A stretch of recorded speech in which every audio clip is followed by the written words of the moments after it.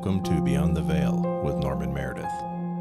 Welcome back, folks, to episode 110 of Beyond the Veil with your host, Norman, here in Easley Pit, South Carolina. We're at the new studio.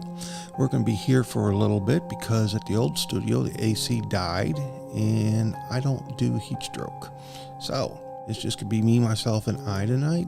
Ed is not feeling too well, so it's just going to be me talking a little bit.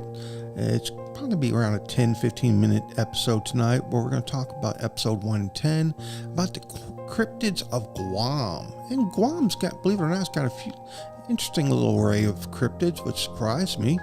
And so we're going to talk a little bit about that tonight. All right, folks. Guam's folklore is rich with creatures that blur the line between cryptids, mythological entities, and ancestral spirits. The island's most famous legends and unexplained phenomenon range from towering ancestral ghosts, mischievous jungle spirits, to gargantuan underwater monsters. All right, our first one is, and I'm going to destroy this name and totally ruin it, so please forgive me. Tawatamau Na. The most prominent supernatural figure on Guam are the Tawatana Na, translated as the people of before. These are the spirits of the ancient Chamamua ancestors who inherited the island alongside the living.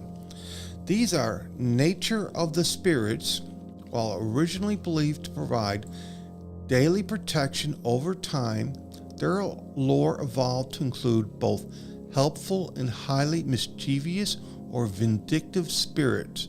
They are said to reside deep in the jungle, particularly inside banyan trees. Okay, that's interesting. So tree spirits. Encounters on platforms like Reddit, users share stories of unexpected orbs, but hearing their names called in jungle, even sightings of spectral giant or large unsettling dogs. Repelling Tatotana, according to traditions, these spirits can be repelled by salt, money, or sacred religious objects, and are highly respected by the locals who always ask for permission before entering the jungle. So basically they're tree spirits, or sound like dryads.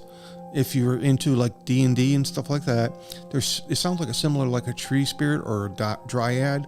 In other words, if you're going to enter their space, you ask for permission, and then it makes it easier to enter and to leave.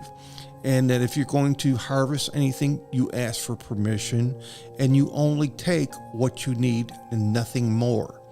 And then you replace what you take by replanting anything that you take out. If it's wood, trees, you must replant and replace what you take.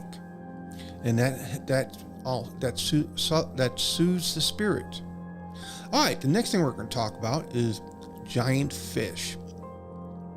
The giant monster fish of Guam. Okay, here we go. In Chamaoru mythology, Guam's unique shape, wide at the north and south but narrow in the middle, is credited to a giant island-eating fish. Okay. The legend: ancient people believed the island was being eaten in the center, threatening to split it in two. A massive creature from the Marinara Trench was devouring the island from below. Okay. The maidens of Guam. When the strong men of the island failed to catch the fish, the women of Guam gathered, cut their hair, and wove a massive magical fishing net out of their long black tresses. They sang beautifully to lure the fish to the surface and successfully captured it, saving their island home. Interesting. Now, let's see what's this. Okay, that's something else. But that just sounds really amazing in a way, and I wouldn't be surprised that they did catch some form of giant fish, because there are giant fish out there, as you've seen by some of these photos. But the first one I don't think is really a giant fish. It's more of an AI rendering, but I have seen documentaries with large giant fishes. Even off our own coast, there are large giant fish. And one that comes to mind is the oarfish that get really huge. And that's where I think the legend just come around, is off a fish similar to the oarfish that are off Guam. All right, you're going to love this next one, folks. The Duned. Influenced heavily by centuries of Spanish colonization, Guam's lore also include the Duned. These are generally described as mischievous, pint-sized goblins or elves that hide in the forest or even inside houses. These are known for hiding items, playing tricks, or latching onto individuals, especially children, causing strange behavior or unexplained illnesses. All right, here in Europe and the United States, we have a thing called brownies. So in Guam, they have Dunids, which are like a goblin or a small elf that is just mischievous. They just go around causing all sorts of mayhem. And we got a couple different the pictures of them to show you what they look like. You know, they look cute, they look harmless, but extremely mischievous and troublemakers. Yeah, I think got one more. I think that's it. All right, the next one is the Sirena. The legend of the Sirena is one of the most famous tales of Guam. She was a young, beautiful Chahoma woman who loved swimming more than anything else. One day, while her mother was calling her to do chores, Sirena slipped away to swim. Frustrated, her mother cursed her, saying she might as well turn into a fish. The curse took effect, and Sirena transformed into a mermaid, swimming off into the ocean and becoming an enduring legend of the Pacific. That's interesting, because, you know, there was in the Atlantic, we have the mermaids that have been seen by Columbus, ancient Phoenicians, Romans, Carthaginians. You know, anybody that was in a seafaring race have stories of mermaids. And this is the first time I've heard of them in the Pacific, especially coming off of Guam, that there's a story of a mermaid. And it's an interesting story, and it's pretty cool. You know, yeah, I kind of like that picture too. But moving on, it's an interesting story of someone being cursed to become a mermaid to do what they enjoy, swimming, and apparently singing. All right, the next, this is an interesting one. This is the Guam marine salamander.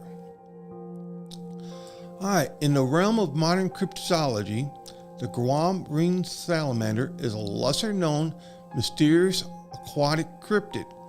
Reports of this creature surfaced from a Japanese cryptid exchange forum in 2004, detailing sightings of a strange salamander-like entity swimming in the waters off Guam, though it lacks scientific backing. So the photos I have is of a typical salamander, because the details were lacking on this. You know, it doesn't say how big it may have been, if it was 6 feet, 12 feet, 20 feet, if it was glowing, not glowing, just that they seen a salamander creature swimming off the coast of Guam. And so I'm just going to show you a couple representations of a salamander, of various types of salamanders that could be in different colorizations, different sizes, and just to give you an example of what they could potentially have saw. And, you know, you remember out in the water, you know, things do get bigger, you know, so it could be the possibility this is a new species of salamander that they just happened to catch to sea. So it may not be actual cryptid, but a new species that is being first to see. And this is the other type of salamander that you don't see swimming, but they take out the agents of chaos. I just thought I'd throw that in as a little humor, folks. But I hope you enjoyed this show tonight, covering a little bit extra about some of the cryptids of our territories, from the Virgin Islands to Guam, and I'll have some more to come in the next week. So I hope you folks enjoyed this. Say a prayer for Ed, for his health and welfare, and I look forward to seeing y'all in next week in the episodes to come with Beyond the Veil.